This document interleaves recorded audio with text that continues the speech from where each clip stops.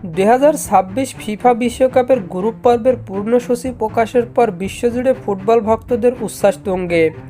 কোন দলের প্রতিপক্ষকে কোন ম্যাচ কোন শহরে হবে সব পরিষ্কার হয়ে গেছে। আর এর সঙ্গে বাড়ছে দর্শকদের টিকিট কেনার আগ্রহ।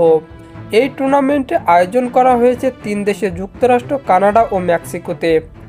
মোট 16টি শহরে অনুষ্ঠিত হবে বিশাল এই বিশ্বকাপ। টিকিট বিক্রি শুরু হয়েছিল অনেক আগেই।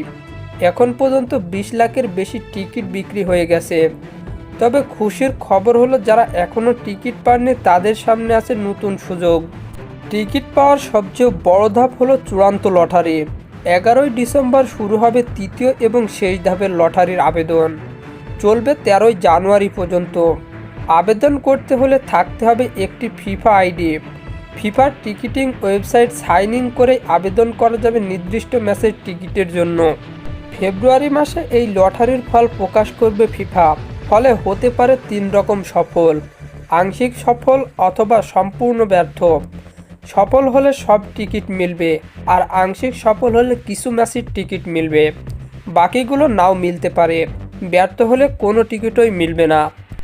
এছাড়াও রয়েছে পূর্ণ বিক্রয় বাজার।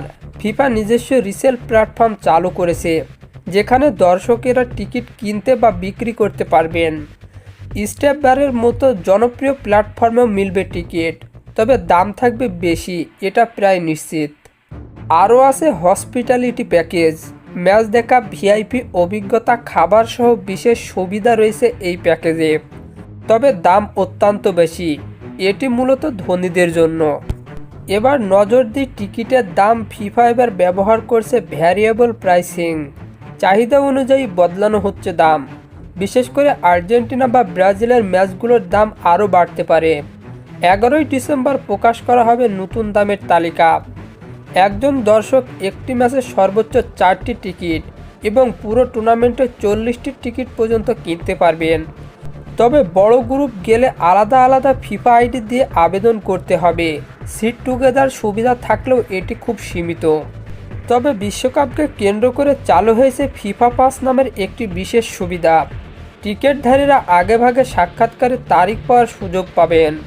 তবে ভিসা অনুমোদন হবে নিয়ম অনুযায়ী। টিকিট থাকার কারণেই ভিসা মিলবে এমন কোনো গ্যারান্টি নেই।